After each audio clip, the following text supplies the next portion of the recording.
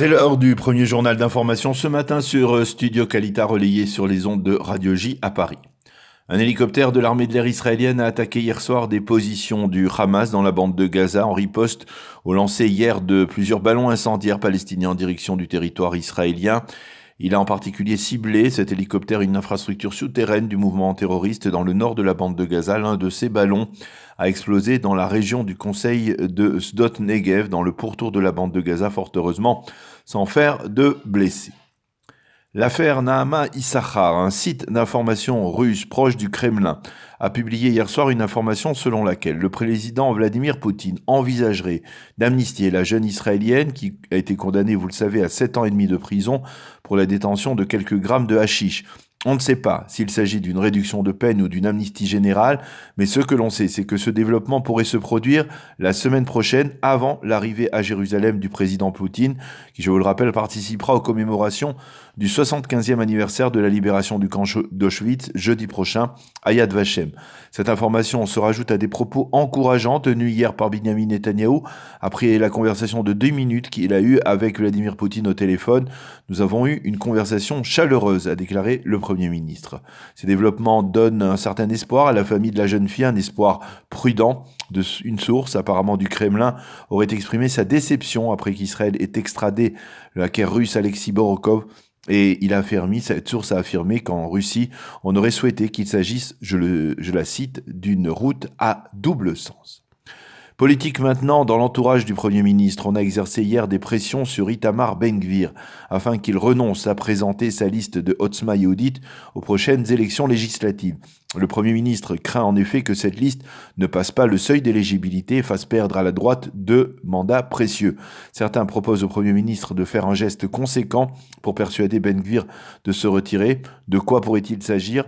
Peut-être d'une promesse solennelle de consolider le développement des implantations en Judée et en Samarie.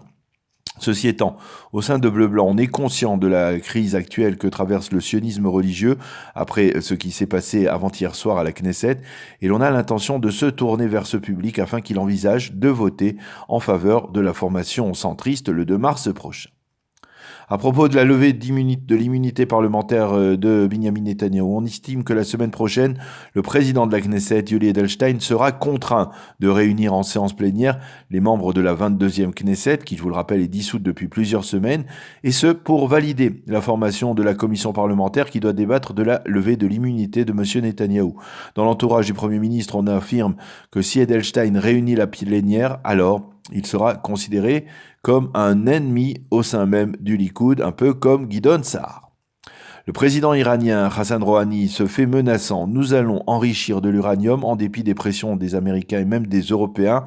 Ceci étant, les obsèques des victimes du crash du Boeing de l'Ukrainian Airlines se sont déroulées en Iran hier et lors des manifestations qui ont accompagné ces obsèques, des slogans contre le régime des mollahs ont été scandés.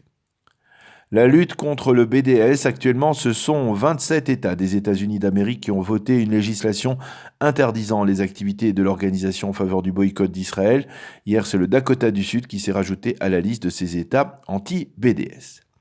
Et puis nous terminerons ce journal par l'inauguration hier dans la base de l'armée de l'air de Nevatim, dans le sud du pays, de la seconde escadrille d'avions de chasse furtifs F-35.